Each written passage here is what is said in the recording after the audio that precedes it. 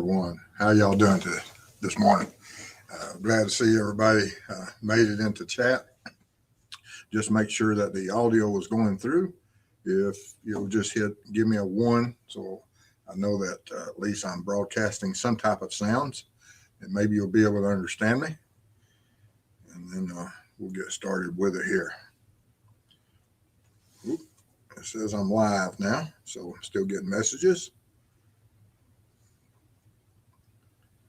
All right. Thank you. So we're here. I want to thank everybody for showing up tonight. And hopefully Polygraph is still awake with us. And Snarky and Karen, Dave, Jeff, Mike, Lisa, Mindy, Jeff again, and Bible Group. Good to see you. Arizona. I didn't know you was all the way out there, Bible Group. Goodness. And Laura, good to see you. Mississippi RN. I love that name. That's great. And Shortisha. And but anyway, tonight we're going to be talking a little bit about the Delphi. And before we get into that, I'm going to do a little brief introduction like I always do. Let people know that might be new to my stream, who I am and what we're about here. I'm Steve. I'm a retired law enforcement. I had 20 years of service. Started off my career working in the jail. Went on the road and went into investigations eventually. And during those 20 years, I had all different types of training across law enforcement, from SWAT all the way to becoming a state certified crime scene tech. And during those investigative years, I've worked everything from minor crimes all the way up to homicides. And then I retired and became aware of the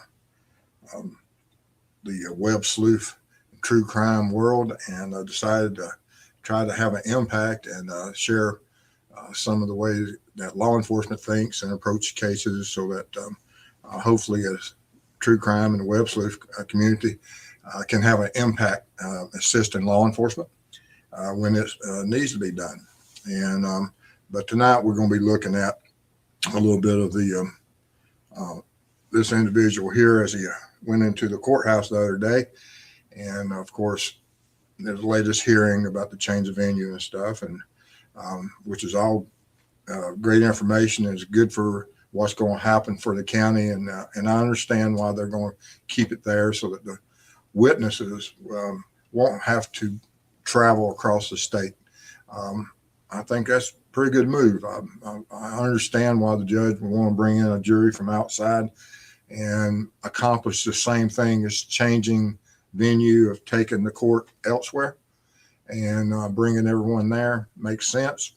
Have to give it to them that's logical, and I don't see anything wrong with it.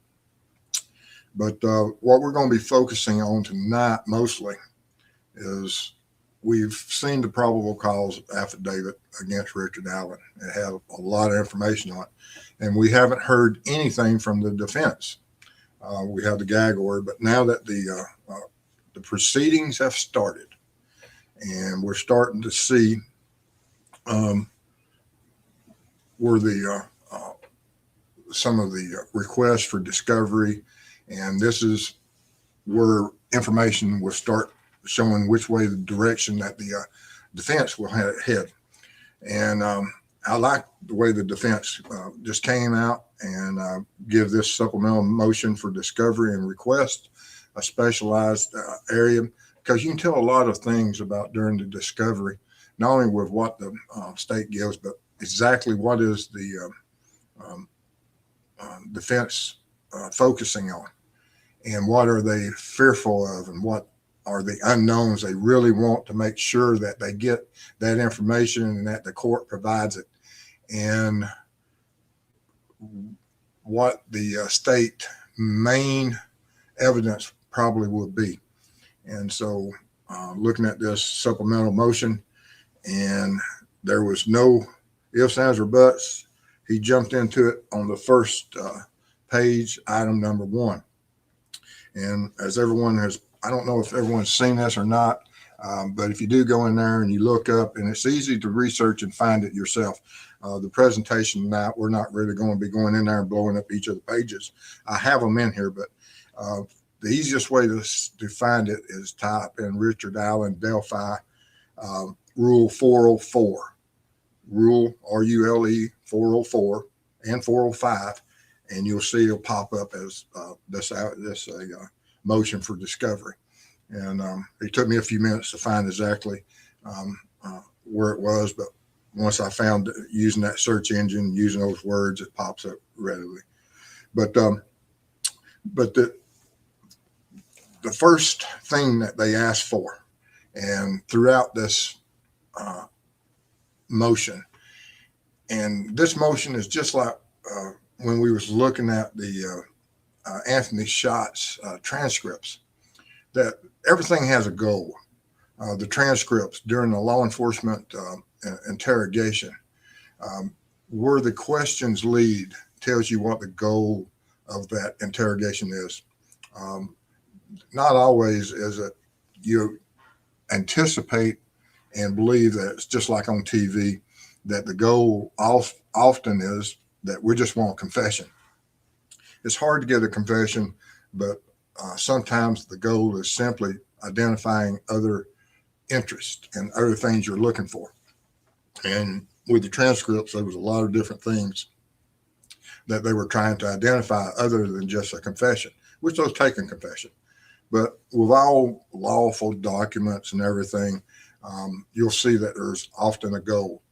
And even with this supplemental motion, the goal of it is that they want to know if Indiana has any witnesses that have written statements, recorded or taped statements, videotape statements, memoranda containing substantially verbatim reports of their oral statements, and memoranda reporting or summarizing their oral statements, including but not limited to any person referred to as a confidential informant who offered up information that may lead to the discovery of relevant information. And that's is one of the things that they're absolutely looking forward, and who and what and why would there be confidential informants in this. And it's pretty standard that once you have someone that's been in jail and spend any time with other inmates, they discuss cases. Other inmates ask, what are you in here for?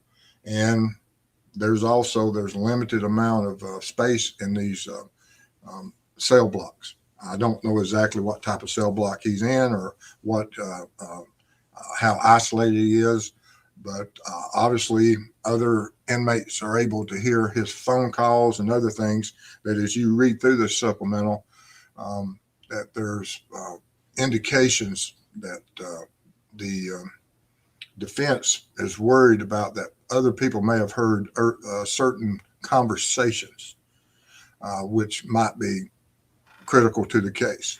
And they want to know exactly if Richard Allen has spoken to law enforcement and what information he has said, what information law enforcement has documented, either through recordings or just memorandas or any type of writings, so that they would be able to anticipate the witnesses that may come forward. And it's very important because if you have witnesses that come in and they testify to something that they would have no knowledge and no basis to know certain elements of the crime, yet they know things that is impossible to know other than from someone that's been at the scene. And that's what you have to be so protective about. And is that something that the defense attorneys are looking for? And I believe that is the case. But anyway, we'll go make sure I stay up with the chat here a little bit. And we'll thank everybody showing up tonight. And hello, Derek. Good to see you. Forensics, good to see you. Rocky Mountain High, Julie.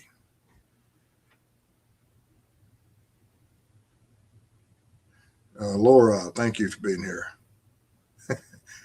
Oh, Mindy Harris. You need a air horn, Mr. Steve. That'll keep them awake. Yeah, Mrs. Steve. I told y'all the story about discharging a firearm out the foyer when I was deer hunting one morning, and that didn't go over too well. Who would have figured that?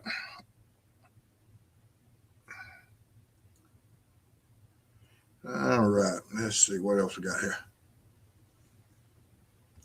All right. Stephen, a homicide investigation as large as Delphi, how many investigators actually know the details of the investigation?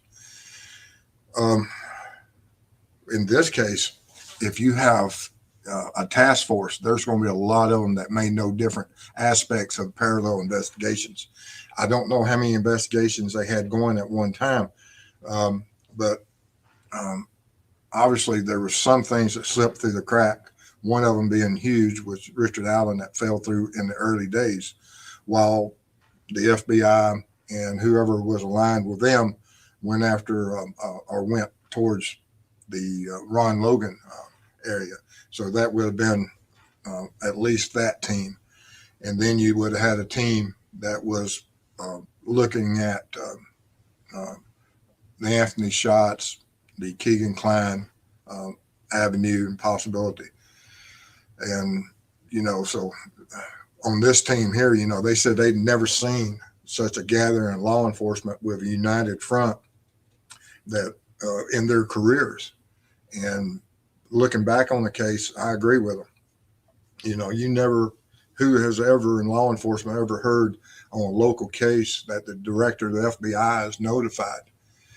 So this is, Dave, this is something that is absolutely unheard of, that the local, although it is a horrendous case and absolutely unbelievable, but the director being briefed is just something that you wouldn't expect, and something that local agencies should have been grateful for. But it does turn out now that some missteps may have not occurred during that time period, and that is yet to be seen. All right. Let's see here. Copper Horse, good to see you. Glad you could make it here tonight. I saw you earlier. And always, I'll have this up also during the show tonight. If you have any information related to this case, absolutely make sure law enforcement has it. Not only that's pertinent to the prosecution, but for the defense also, because Richard Allen is still innocent until proven guilty, and he deserves a fair trial. But also, Olivia and Abby deserve justice, and everything will sort out as this trial proceeds forward. But let me see here. I'm trying to get through here and hitting the wrong buttons on this here.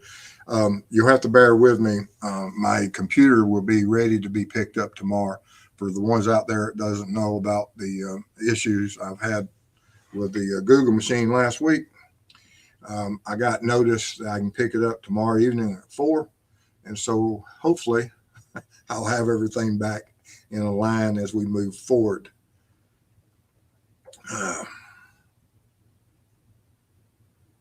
Let's see here.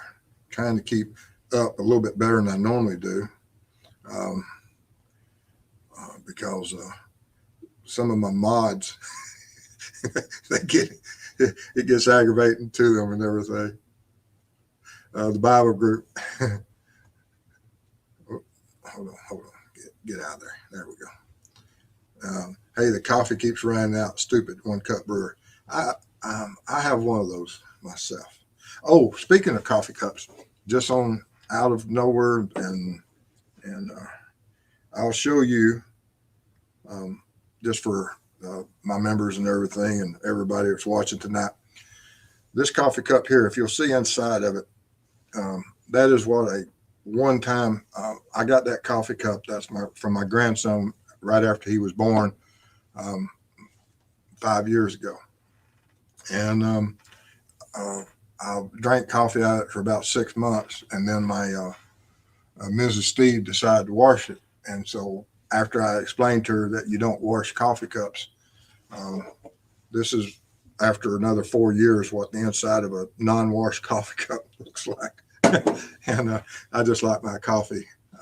No matter, even if I put water in there, it's going to taste like coffee. Some of the other gentlemen out there will understand that. All right, let's get back to this. So could it be someone who is jailed on other charges but knows things that would be impossible to know but is offering information? Absolutely. That's what law enforcement wants, and that's what the defense is trying to find out. Did Richard Allen say something that no one else would ever have and couldn't? And that's something that we lost with the Keegan-Klein transcripts. There's certain information within those transcripts that nobody in the world will have ever known unless those transcripts were released. And now that they were released, if there was some connection or link or one of the tentacles that Doug Carter mentions, that once murder sheets came out with that was lost. It was over. It's public knowledge now. So any jailhouse informant, confidential informant or otherwise, or anyone that has been requested by law enforcement to step in and ask him questions or find out if they could find out questions, because it even in this motion for discovery on some of the pages, it acts about agents and things. And so you have to be very careful, and law enforcement has to also, that when they are talking to these individuals or offering information, that they don't send them in and violate the accused rights. So it's a very delicate dance. But you're absolutely correct there, Laura. Polygraph was the first one in here. She says, I'm still awake, but just listening. She came in early and said that she doesn't know if she'll be up with us for very long or not. But you get whatever sleep that is necessary for you, Polly. I appreciate, like I said, I appreciate your spirit. Derek says, any chance this discovery phase might reveal the circumstances surrounding where and who young bridge guy sketch came from? Absolutely. And from when you look at this motion for discovery, you'll see that they speak about certain things of anyone that's going to be a witness to this. And you can see that possibly one of the ways they might be addressing this is Richard going to be pointing the finger at someone on the trails that day, because everybody's going to be pointing the finger at him. He's the one sitting there at that defense table. Everyone's looking at him, and he has to come up with that it's not me. And if it's not me, who is it? Who else was on that trail that day? Who else did you see? Who else could possibly be responsible for it? And who else was under investigation? And what information was relayed, and who did we speak with? And so that's their only choices that they're going to have on this, because if you don't go in there and all the evidence points towards you as the offender, and the state has to prove that you are the offender, but juries, there's a lot of evidence pointing towards Richard Allen from the probable cause affidavit, such as the bullet, the witness that saw him on the bridge. But he pretty well answered that by coming forward and saying, I was on that bridge and came on early on. And for whatever reason, law enforcement said, okay, you're not a suspect. And although he is a suspect, and it turned out he was, but for 5 years, law enforcement didn't consider him a suspect, is how the defense would probably look at that and say, they knew he was there for 5 years and they never thought he was a suspect and didn't deserve to be scrutinized or arrested. What changed? And that's a good argument that, the state and law enforcement are going to come up and say, we missed it. And that's exactly what they're going to have to do. And, but will they? They have to say that he fell through the cracks some way. Or if they say, no, we knew about him the whole time, but we never considered him. Well, what changed and why did it change? And did that come from some type of confidential informant prior to him being arrested? We just don't know. And it's will have a great impact as we move along. Let's see what else we got going down through here on chat. Iams 93. Good evening, Stephen Chapman. Good to see you there, sir. I guess it's a sir. I don't know.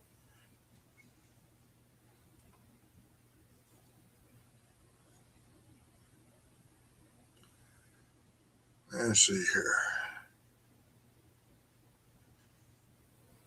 Mitchell Scott, good to see you. Let's see.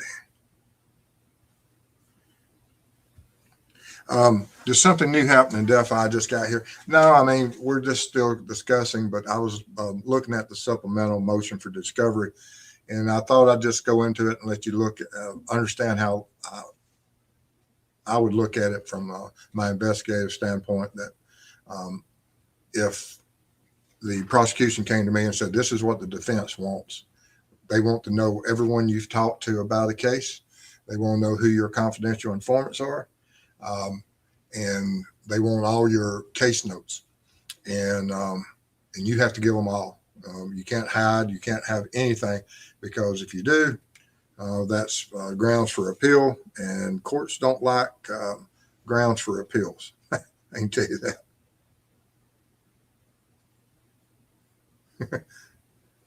Yes, Mandy, Mrs. Steve will have her thing, but if you, as we go through here, let me go ahead and bring this back up, and we'll go briefly through the motion, and I'll highlight a few things as we move through there. On page 1, the only really big interest is that they just highlight that they want all the statements of.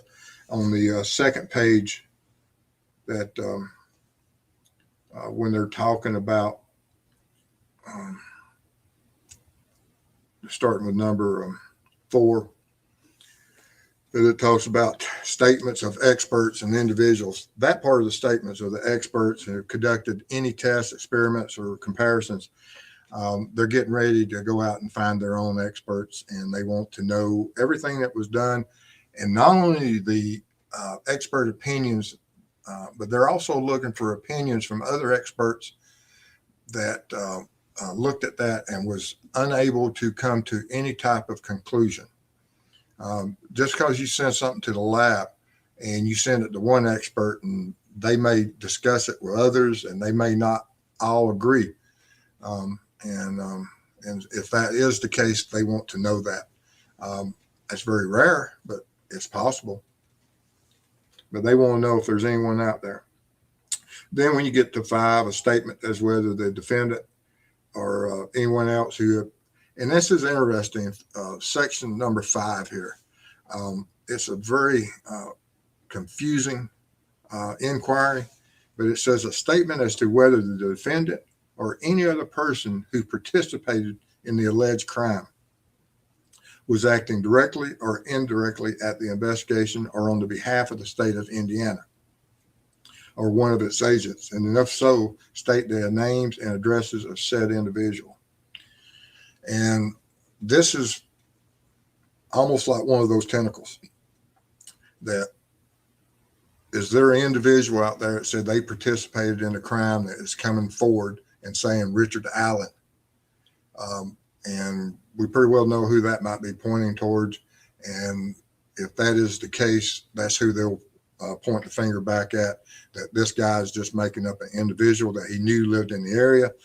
And now this is just my opinion, but that is something that when I saw that, I thought that's interesting. And it is interesting. And who is pointing the finger first? That happens in a lot of court cases, especially when you have more than one offender. and they're preparing themselves in case that has occurred. And they may be anticipating. Doesn't mean that it's occurred. Just because it's in here, they're asking, does this exist? And prepping for that. Because if it does exist, they want to know it. And so there's a lot to be made from that. But there's probably other ways of looking at that. That's just how I looked at it. Because, like I said, or any other person who participated in the alleged crime. And that can only be a limited number of people. And that has to be a co-offender. And and have they turned. So that's probably one of the most interesting part of this that I've read. But like I said, there may be another explanation to that just hasn't come to my mind yet, but I'll be looking at that continuously. And we'll go down through here and get this page, and I'll go back to chat. And then right after 5, they go to number 6, which is a supporting evidence of that the informant is possibly housed in one of the jails, either currently with him or prior to him, where it says a statement as to any consideration and benefits incurred or offered that the state of Indiana has given or intends to give to any witness in exchange for his or her testimony, including but not limited to monies paid, a change of prison accommodations or workstation, or any state action that could reasonably affect the witness's bias. So that's interesting also. And but like I said, grand jury testimony of a witness once he or she has testified, and they want to know if a grand jury has been impaneled and what information was given to that grand jury and who gave it. Then a summary, any statement or conversation made by or engaged in by the defendant and overheard by any person known to the state of Indiana. And that's where they're worried about possibly phone calls or someone speaking to him and he spilled his guts and someone is trying to turn state evidence and they're prepare to defend against that. All right, let me get back here to chat. Let's see. Let me go back up through here and come back down through here. I'm trying to stay up and do a little bit better job for my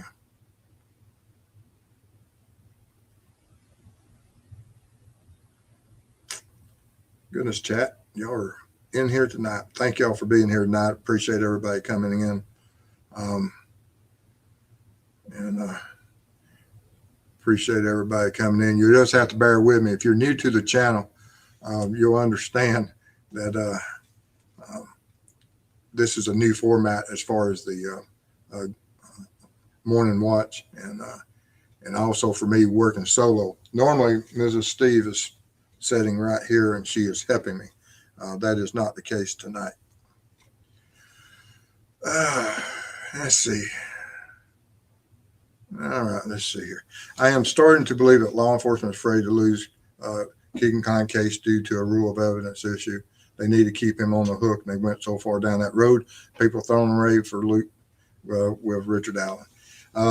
Yeah, and it may or may not be associated, but if it's not, it's one of the largest coincidences, that you have an individual that was catfishing an individual and supposed to meet him and then dies on that day.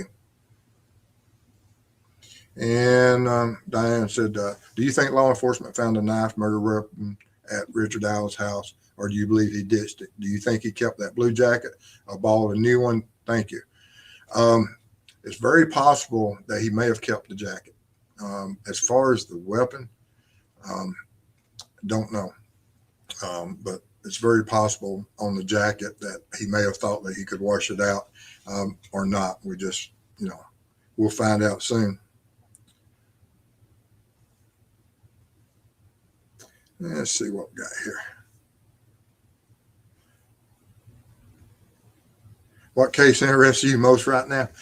There's so many cases. The cases I'm working, code cases, interest me far more than these. I focus on them a lot.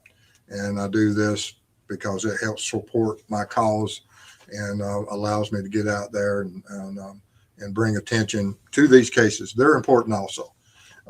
But there are certain things that are going on behind the scene with other cases that I'm working, the Evansdale homicides, and also Amber Crumb's case out of Texas. And I spend a lot of time on those also. So I'm spread out pretty thin.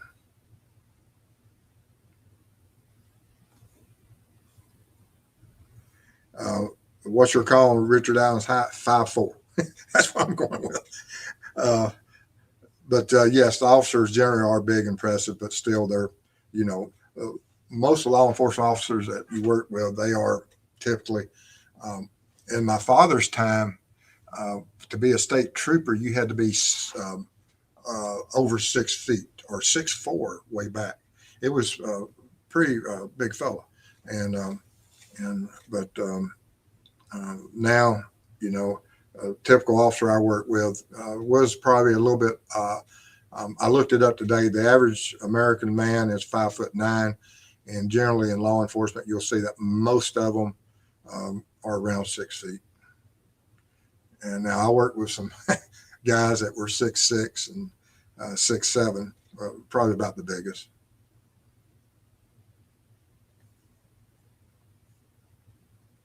Do you have any favorite TV cops, old or new?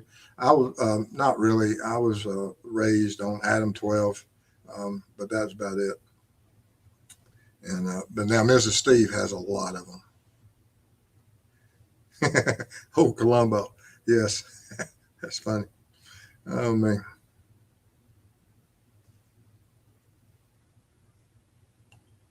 Let's see. Oh goodness, Sarah. Finally catching live. Love the work you both do. Hi from Sweden. Goodness, great to see you from Sweden. What time is it in Sweden right now? I have no idea.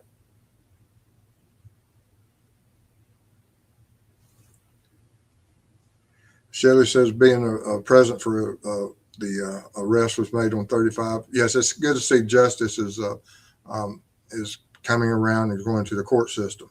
But like I said, we always have to remember there's other trials that have been out there where it looks like it's a slam dunk for the prosecution, goes to a jury, and they say, no, you got the wrong fella. And is that the case always? Sometimes. And so we have to look at this case exactly for that. Okay, Lord, a question for Steve or chat. When Richard Allen was led in the courthouse on Friday, Sheriff Toby was at the door in uniform. What's the new sheriff elected 2 months ago? Maybe he still works for the sheriff's office. That happens sometimes. Sometimes sheriffs come in, and the old sheriffs will rotate and become maybe some type of the administration, a lower position, but will still be part of the department, and they choose that path, and the years served to the county. I don't know what type of retirement that county has. Our county, you could start retiring with our county. If it wasn't medical, you could go, after 20 years, then every year after, all the way up to 30, where you maxed out, you could take retirement. So I don't know if that's the case of what he's doing there or not.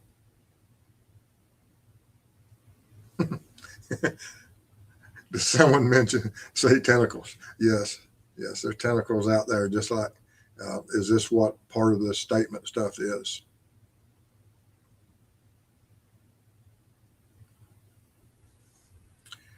All right. Steve, if the judge ordered for BK not to have any contact with the families and surviving roommates, why would they request info of any witness? This is a different case than BK. We're talking about Delphi tonight. BK is the Idaho. And so that's a different. We haven't got to that standpoint on that case right now, Nancy. Sorry, I confused which case we were working on tonight. Sorry about that.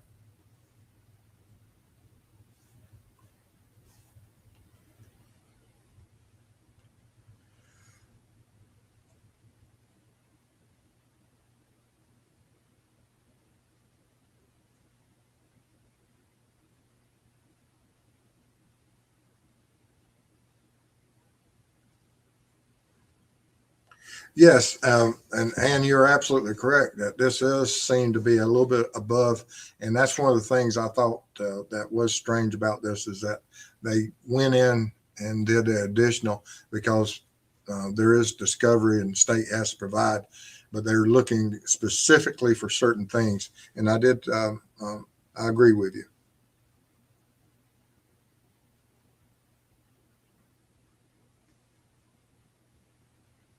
Steve, can the prosecution make their case without having to show the juries the horrible crime scene photos, or is there no way around that? They'll have to show whatever evidence they provide. They'll make choices of what um, photos to show, and there'll be hearings on it because certain photos you cannot use just to inflame the jury's, anger, and and uh, those hearings and the defense will be able to object to certain photographs being shown because you have to protect against that because certain individuals will um, see certain images and they want justice. And at all costs, if it inflames the anger, they won't allow them and don't know. But the state will have to choose which ones they want to show.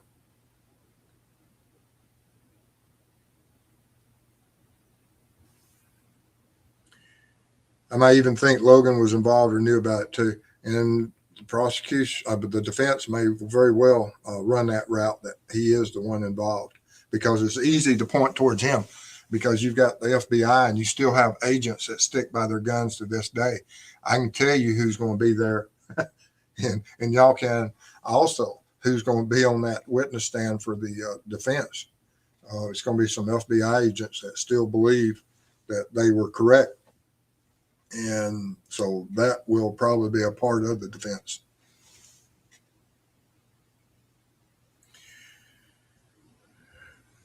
Gavin Fish says he's going to reveal the Delphi crime scene photos on Wednesday. I saw something about a man riding around on Sunday that was talking about leaked photos. Um, we'll see, and don't know how I feel. I know how I feel about that, but hopefully people use common sense here. Did law enforcement use technologies sniffing canines on the searches? I did a video on that. We know canines were there. I don't know what type of discipline they were trained under. Were they for crime scenes or were they for tracking? Canines have a lot of different types of uh, things they can specialize in.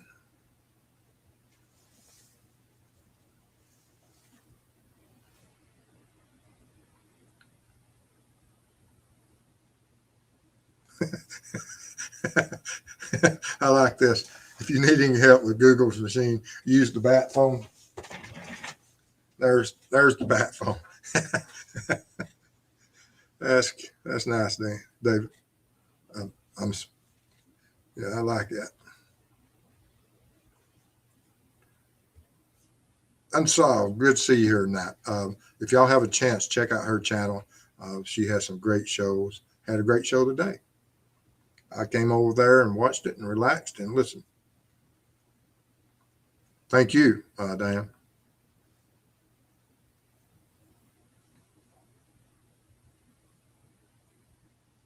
Let's see what else we got here. Uh,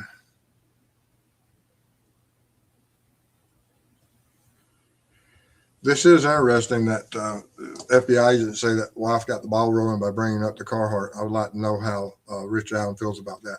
Um, and they made a mention of it in the probable cause that she did corroborate that he owned the jacket.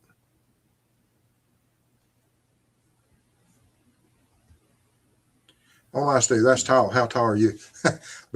Back before all the, as I age, I was 6'2". I'm probably around 6'1" now. That happens as you get older, and a lot of working on heavy machinery and farming and boat rides, uh, and you you get shorter as you age.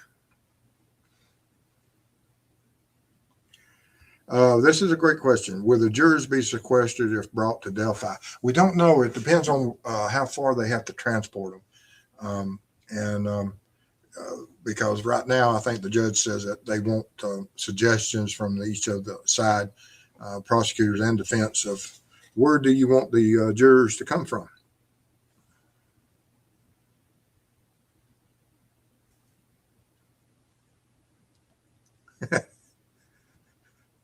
Hawaii 5-0. Oh my goodness. Steve McGarrett.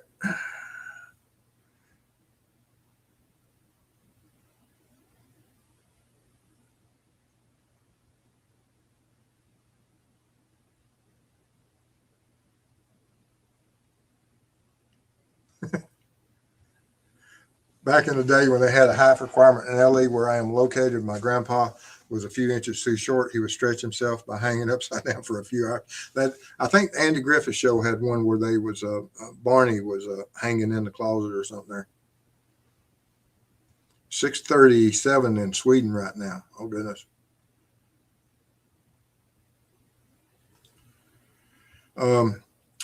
What do you think about the search warrant affidavit for the search for Richard Allen's home? I'm wondering why we can't see that. And hopefully we will. And for whatever reason, sometimes they want to protect the defense. Already knows whenever law enforcement comes on scene and they serve a search warrant, they give a copy of the search warrant to the occupants of the residence. So Richard Allen has his copy. He knows exactly what they were searching for. And there's a return, and he has a copy of the return. So he knows exactly what they took. Now we don't, but Richard Allen, his defense team already knows that information. But there was some interesting, now that you said that, let's, where was that? Let me go over here and let's see, where is that? Because they were talking about that search warrant. And let me see what page it was on. And because that was interesting.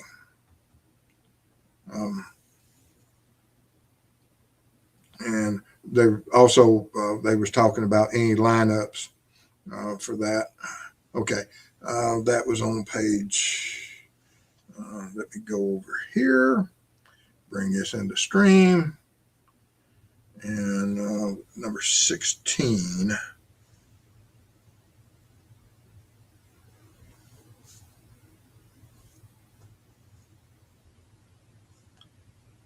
is what this has brought up. Yeah, it's on line 16. It says a statement. Any vehicle in which he had an interest or his residence was searched following his arrest with or without a search warrant.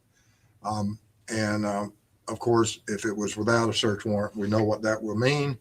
And then we have to look at, hopefully law enforcement didn't search anything without a search warrant, didn't seize anything without a search warrant, but they're going to make sure. And if so, then of course that will be issues. And they also want a statement regarding all areas searched in the investigation of this case. So if there are other areas that they searched in other places, they want to know every search warrant that was issued and the information is contained and the item seized as a result of those searches. And so that'll be interesting because they're looking for things that will point to other people. And they want a copy of all the search warrants that were produced and a copy of all the returns. And so that is a huge amount of data that they're looking for. Absolutely huge amount. And but like I said, if for you that have no idea of where this is, you just type in Richard Allen, Delphi, Rule 404 or 405, and they'll pop up for you. You'll be able to find it. Just curious, $1.99 super sticker. Thank you for your support. Appreciate that.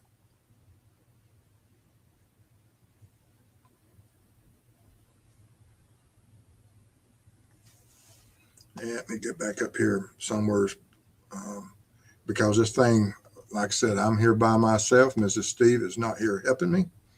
And somebody had a crush on, as I was going through, someone had a crush on somebody. And I know I'm going to be missing a lot of people in chat tonight. And I just have to bear with me, like I said, trying to get caught up and on something that is very important here. But we'll do the best we can. All right.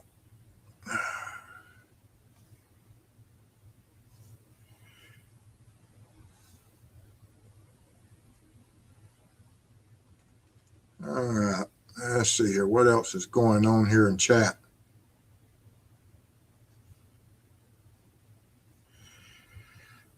Yes, unfortunately, this is something we have to protect again. Any exculpatory evidence that's out there, because there are people that are serving time that they're put in jail, and for whatever evidence that was able. And we're talking about these people are serving time, and sometimes they go on death row, and sometimes they're executed. And there's enough evidence and coincidences that puts them in that position. And it's absolutely something that we have to protect against. And so the courts have to be, protective that we don't do that and rush to any type of judgment. But that does occur. And it's a terrible, terrible thing.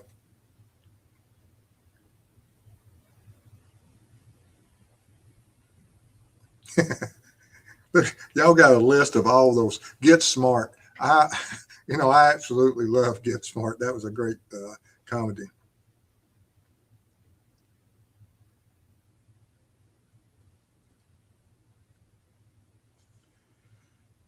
Steve, are you all concerned with this case? To me, the probable cause didn't seem to be strong. I hope prosecution has something up their sleeve that wasn't released. I'm very concerned about this case. And I believe from what the witnesses said and what has not been said by Richard Allen, and no one knew of him. And if he was out there talking about all the information he had, I think that we would have heard of him prior to his arrest. And so his silence, and which everyone has the right to remain silent, but the witness that saw him on that first platform at a critical time and says that he, after seeing him on the first platform, which Richard Allen supports her testimony by saying, I was on the bridge on that first platform. She turns around, and within a few hundred feet, she meets Libby and Abby, that she later says that's who she believes those two girls were. And Richard Allen says he never sees them. He sees everyone else that day other than the witness that saw him on the first platform and the two girls that were between the witness that saw him on the first platform. How is that possible that these two girls are able to cross that bridge within being within just a few hundred feet of him within just minutes of time and cross that bridge? And later we find out from a later statement that he's wearing the exact same clothing that is seen in an image, or he describes same clothing that we see in the image taken by one of the girls' phones. And so that is extremely hard to overcome. Let's see what else we got in here.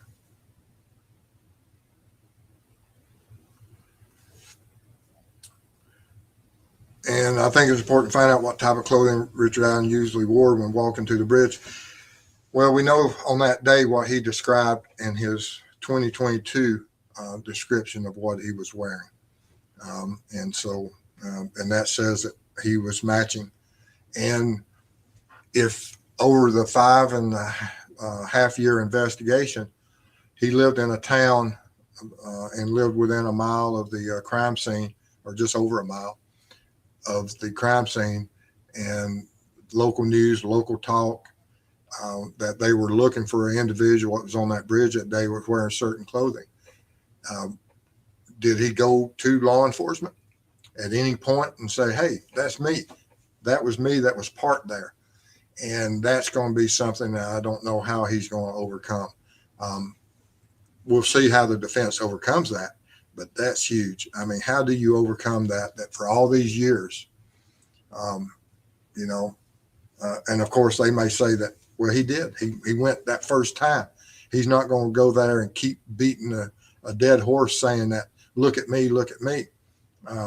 But it is also a point that if you know that they're wasting time on you, why wouldn't you go and report it? And that's what the prosecution will bring to the table.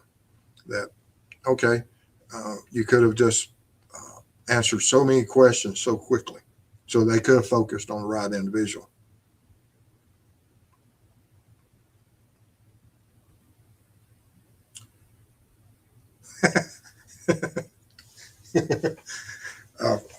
Let's see what that number is. Oh man, yeah, it still has the phone number that was listed on it. It's on there. That's amazing, because back then you just wrote the number on a piece of paper. It went in a little space at the bottom. It's all high-tech stuff back then. Does that bat phone even work? I'm going to plug it in and see if it does. And it should. It's not a rotary. It's it has the old pad on it. So it should work. I'm going to try it. I might shut down AT&T, but I'm going to try it.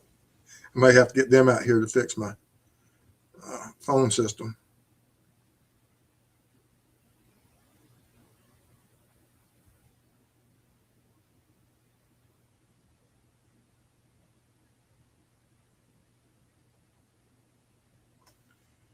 Mindy, you're lucky that you still bounce. I don't. Rockford Files.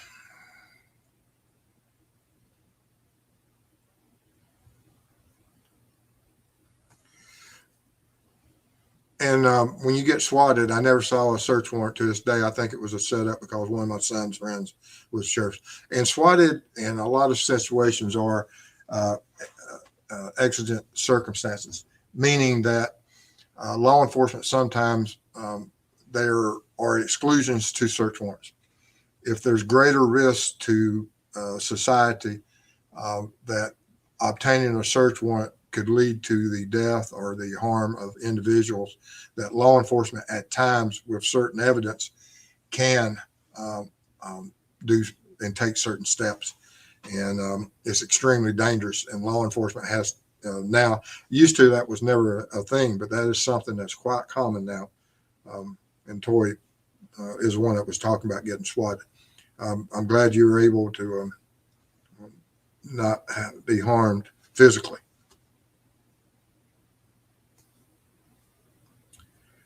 And you're correct. I think the house search warrant affidavit, yes, it would tell you, but it's probably going to look a lot like what Logan's search warrant was.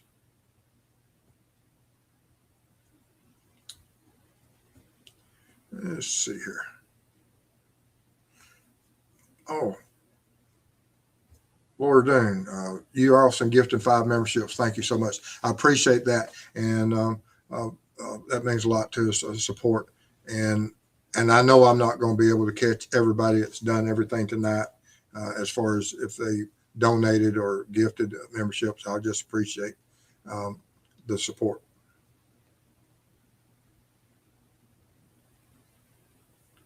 Let's see here. Could Ron Logan have agreed to the girls being abducted by his land to a waiting vehicle in the cemetery?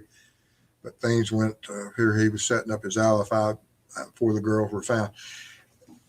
That is strange about that alibi, and it just drives me crazy to this day why he did that. And they say it's because of his driving. Could it have been? I don't know. That is something that the jury, that the uh, prosecution will have to explain, and the defense will make great hay with that.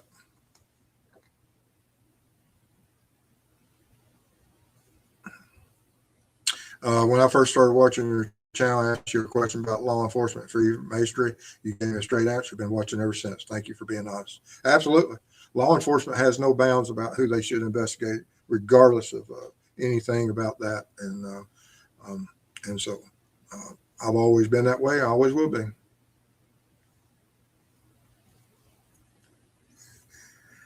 Unsolved crimes. You're doing great. Thank you for all you do, Steve. Thank you. I'm not as smooth at this as most people. I'm still learning.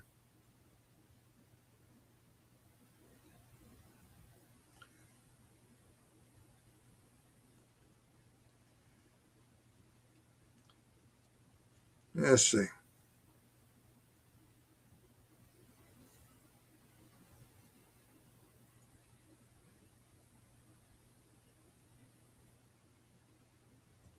Let's see. Trying to get down here through chat. Uh,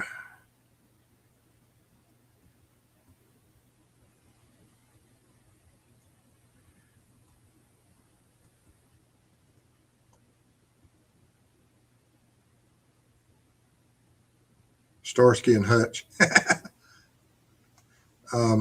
Here's something. That whole 43 seconds of Libby's video is going to be interesting to see at trial. I think that's going to show much more recognizable characteristic of Bridge Guy. And I agree. I've been wanting to see that so much. I want to see it in so many different ways and that in proper context.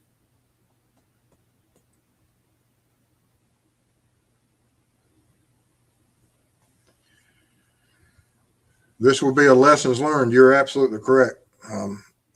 Every day or twice a day, or go over every officer notes or information they found each day. You would think a task force would, and we see what happens, and we see what, when it works properly, what happens with the Idaho case.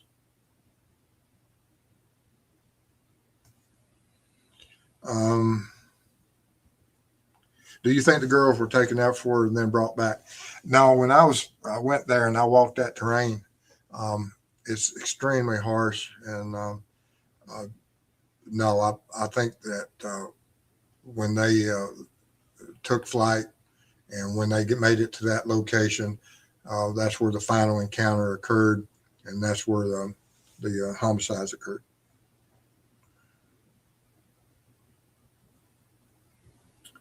Thank you. That's very nice of you, Thought Criminal. Appreciate that.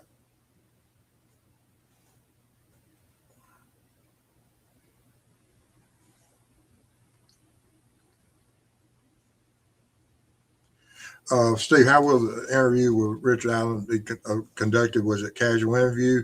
With the defense attack the legitimacy of that confession, considering it was 5 years ago, and no recording, I'm assuming? Um, no, I mean, he wasn't in custody. Um, he contacted, from what the defense says, that he contacted law enforcement. So law enforcement didn't contact him and ask him to do anything. He contacted them and gave them a free and voluntary statement. And so that will be that. There's, there's nothing to be said about that. And so there's no out there. Now, all the conversations since then, once he became and taken into custody, then that's a totally different game. But what he did 5.5 years ago, when if he's the one that initiated it, it's not even it's a done deal.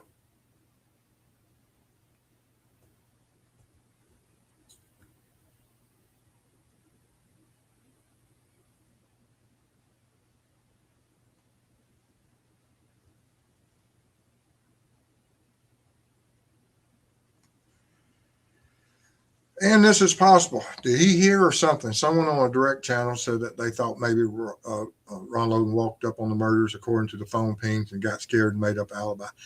I always thought, and I said it on other channels way back, that I had always thought that possibly he found them that night until I went there. and I walked that in those woods in total darkness. And now he may have went down there with a light and was able to negotiate those ridges, but without a light, it is a nightmare. I almost fell off one of those. Um, uh, it's almost like a cliff. I'm talking that I was going up face of from the creek. There's one section that when you go up, it's almost like that. And I went up that just to see if I could. And about halfway up, I said that this isn't good. I almost fell over backward, and I thought, Mrs. Steve is not going to be happy if I land in that creek.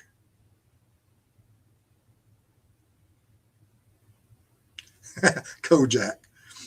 That's good. Do you think pictures or video were taken of the crime? There is a possibility if he fits a certain profile, absolutely, that pictures. And with the new technologies of some of the smartphones, could he have done a quick video? It's very possible. Law enforcement thinks so, that there was something about that crime scene that told them that an individual that would do certain things that occurred at that crime scene would want to memorialize it by either a photograph, such as what BTK did. And so there was something about that crime scene that drove the behavioral analysis unit along that path to even suggest it to be in the search warrant.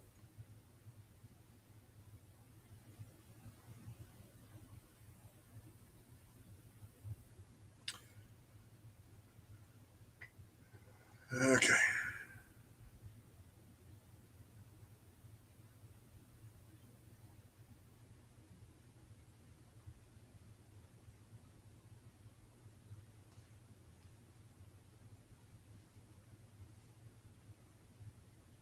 Okay.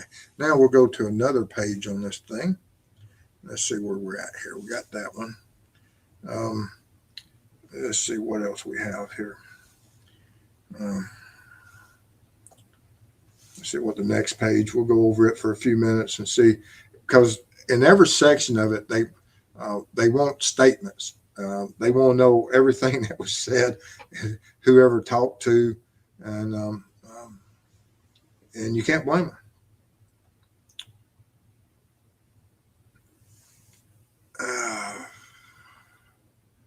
Yeah, they want the exculpatory evidence. When you go through 18, they want all the exculpatory evidence, demonstrative exhibits. They want a copy of all the exhibits, and which will be enlargements of the bullet and the anything that would document how they did analysis of it and the reports, and anything that the experts are going to bring in there, animation charts, maps, reenactment, experiments. Like I did, I did some experiments on the shell casing, unspent round ejections on that model gun. And so they will want to see those experiments that were done by law enforcement also.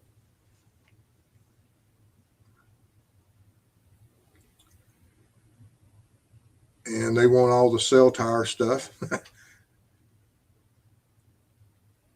And then when you get into section 21, when they start talking about copies of all documents and audio and video records, and this is just strange to me, about the ongoing litigation, whether threatened or filed in the court of law involving the Carroll County Sheriff's Department and Tobe and Liggett and Thomas, who are named as potential witness or participants in the litigation, including but not limited to any negotiated settlements.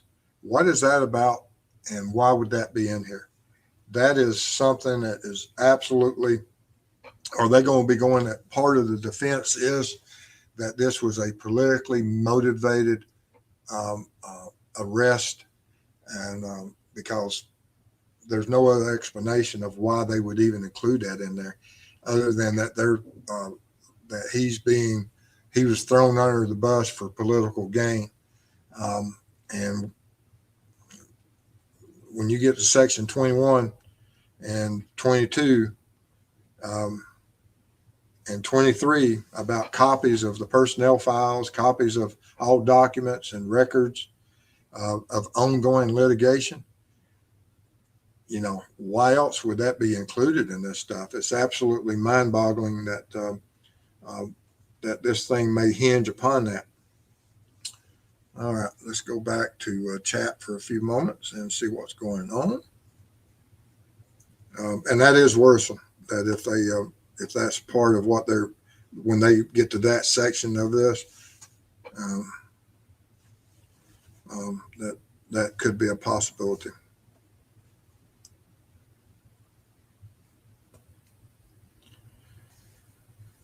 Let's see what else we got here in chat. What's going on? But yeah, when you get to that later part about all that litigation stuff,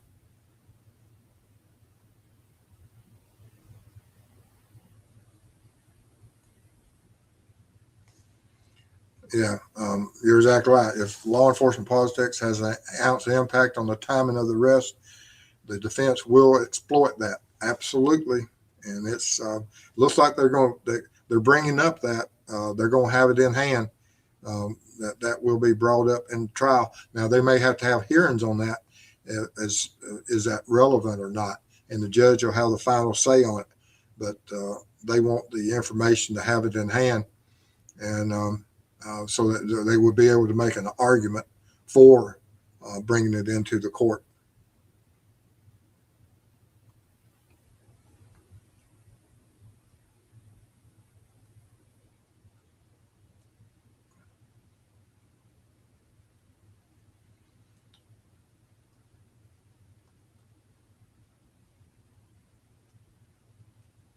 Let's see. Looks pretty good there. Now let's get on in here to, I think there's one more. Let's see here. Oh, add to stream. You have to worry about me. Mrs. Steve would be so happy that I was able to operate this and not shut down the internet for everybody.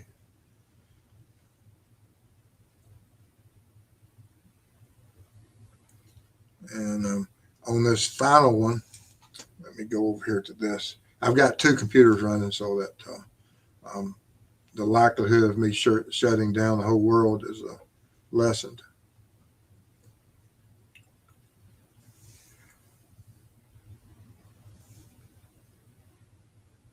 And they want to know about all the information on this final page, which is the attorney collected by or in possession of the prosecutor or his or her office in regarding any prospective jurors that might be called to serve in this case. So they just want to know if anyone knows anything about any of the jurors. And so that's pretty much it. But like I said, the really big issue was when you looked at all of this that I found most interesting. Like I said, I can lock a computer down in a heartbeat. Everything's based upon all these statements. Come on, stay there. And I found it that they're looking for a confidential informant that might have willing to sell their soul for a lot of different reasons.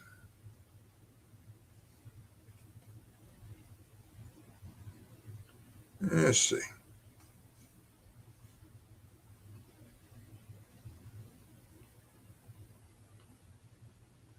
Let's see.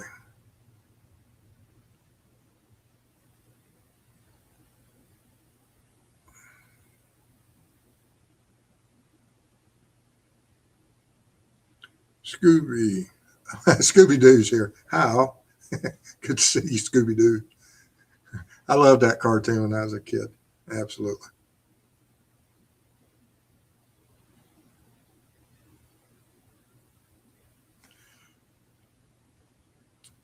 Does anyone know if R.A.'s wife was at his last hearing? I believe she was. I think someone mentioned that she wasn't, that she was there because he had some communications. Now, I assumed that he was there. I don't know if he was, but I assumed it was because they said that he was talking to someone.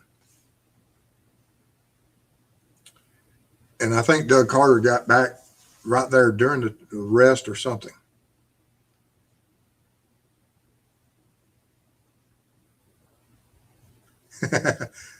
Mr. Steve, you do remind me of Jim Rockford.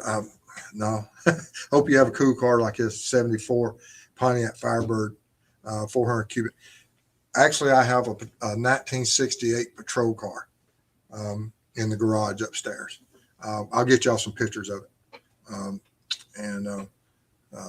But yeah, I have a 1968 Ford 4-door black and white patrol car.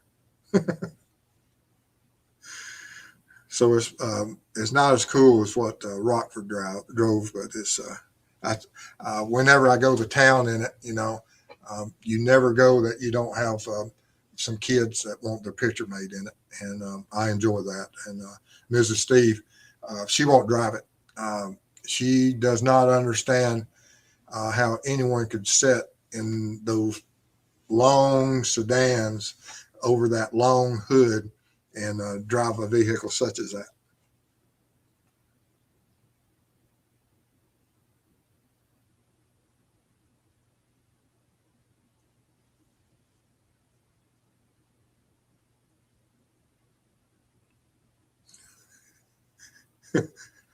Oh man.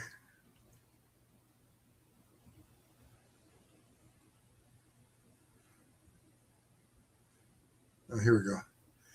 Wow, I bet that patrol car can roll. What a boat, 8 miles a gallon. It wasn't really a patrol car to start with, but I just wanted an Andy Griffith type car, and I enjoy it. And my grandson, he enjoys it also.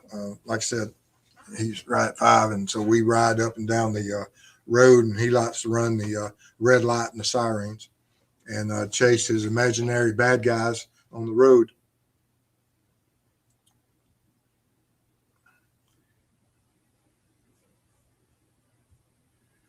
Cool car like Hawaii 5.0. Yes, that's about that generation back there. Absolutely.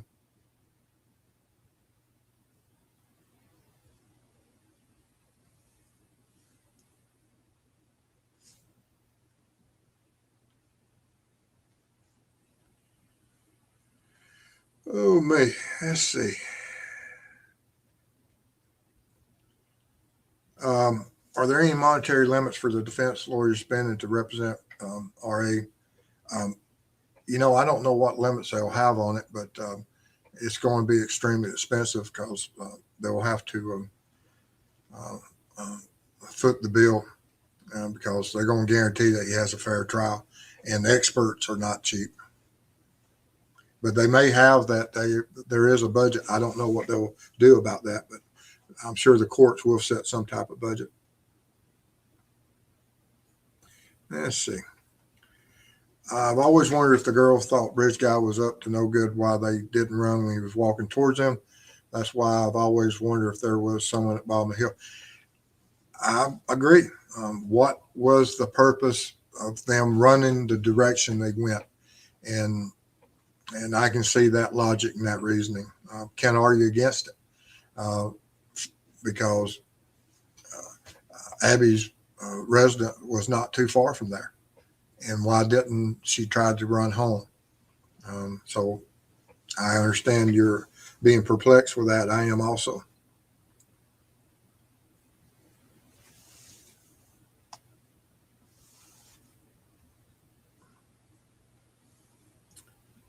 Let's see what else we got here. That's just reminded the other day. Josh Posh, have a good night, Steve. I'm headed to bed. Yeah, it's 1:19 right now. It is a little late. There's probably quite a few people of the graveyard shift right now that, but I like work riding. When I worked on in the summertime night shifts here in Georgia are very comfortable. Working out here in the humidity in the daytime is absolutely wearing a vest, and in the sunshine in Georgia, it would just about put you into a state of needing to be on IVs because you sweat so much. Those vests, that's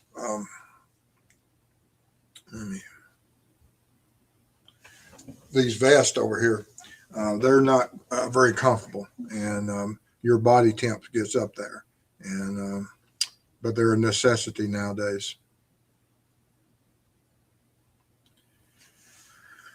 How would one man kill two girls with a knife? Not like one would stand by waiting her turn. Can't threaten one with a gun while stabbing the other. Well, we'll have to see what the situation was, and was there more than one?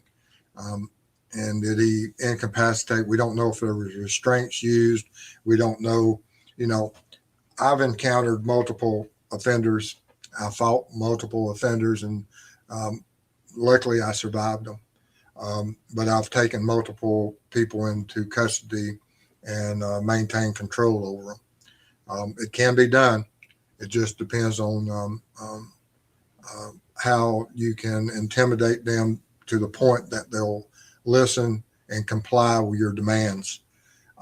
And certain people will, certain people will not. And we just don't know when restraints were used, or if any were, or how the injuries occurred, or people were incapacitated. There's a lot of different ways that you can put people or cause certain injuries to control them. 68 to 72s. Yes, I love them. That's a great body style.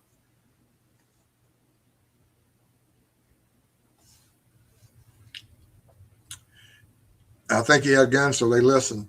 That's what got me.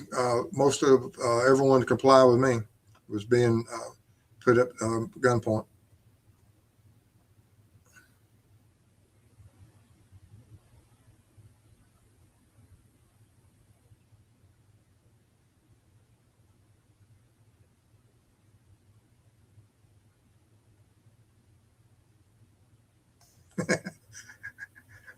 Ever see a mountain lion roaming around out there at night in those Georgia pine woods? The DNR will tell you that they don't exist. I've never seen a mountain lion this part.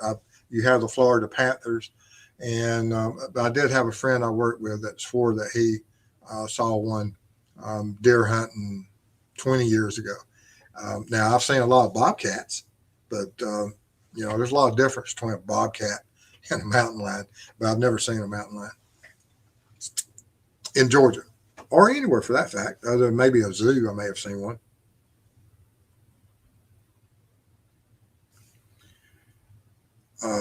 What does all your equipment weigh, like the vest? I think by the time that you dress out, kit up, and you gun, ammo, and everything, you're easily putting on 20, probably close to with flashlights, handcuffs, guns, vest. You're probably putting somewhere between 12 and 20 pounds on. Depends what type of. I don't know. No, I don't have my steel plate down here. Over here, I have it somewhere. I know where my steel plate is. You'll get a kick out of my steel plate. I'll show you in show and tell what my steel plate looked like. Just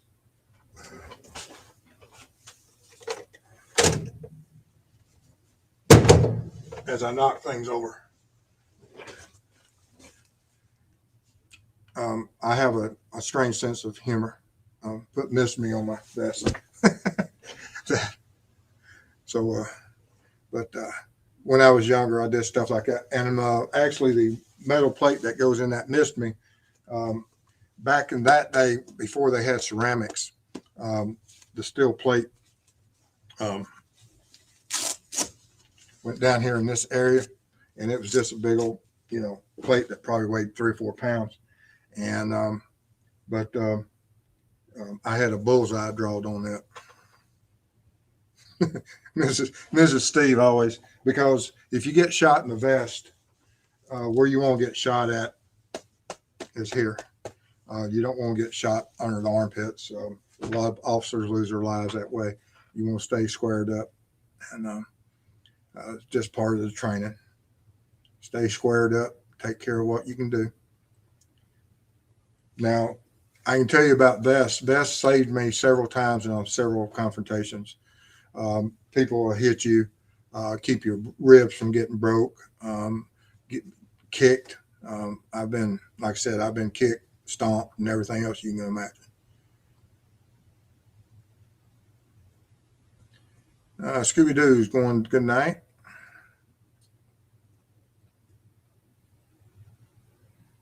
Bobcats are everywhere, I'm telling you.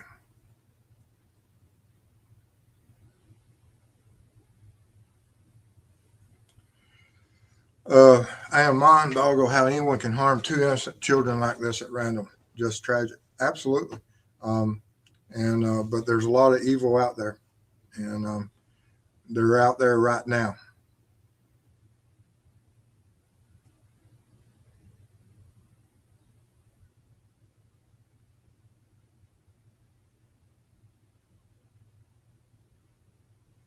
Let's see here. We'll be winding down here in just a few minutes. But if anyone has any other questions right quick, just let me know, and then we'll be calling it night. I appreciate everybody being here. Thank everyone for their support. Yes.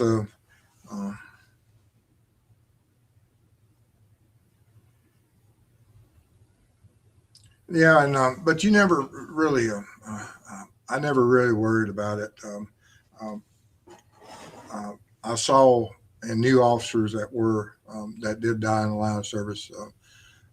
My father's one of his partners lost his life back in the I guess it's late '60s, early '70s on a call, and my father almost lost his during that encounter, but he survived.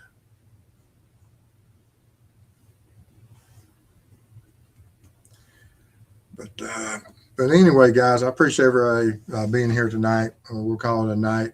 Hope you enjoyed it. If you like this video, sub, share, subscribe, and I'll have my computer back tomorrow afternoon. Got some work to do, and then tomorrow night, Chris, anyone out there that's watching the show, the mob crew, Chris broke 50,000. He's probably over 51,000 last time I checked. And he's absolutely getting all the attention he deserves. And I wish him the best. And I'm going to be on his show tomorrow night. He's going to have a little appreciation for his subscribers and everything. And we're going to be talking, I think, a little bit about Delphi and a little bit about Idaho and anything else he wants to talk about. So I look forward to seeing y'all tomorrow night. And I'll get my computer back, and then I can get back to work with some better presentations for my Tuesday night show. But anyway, guys, y'all stay safe out there. Look forward to seeing y'all soon.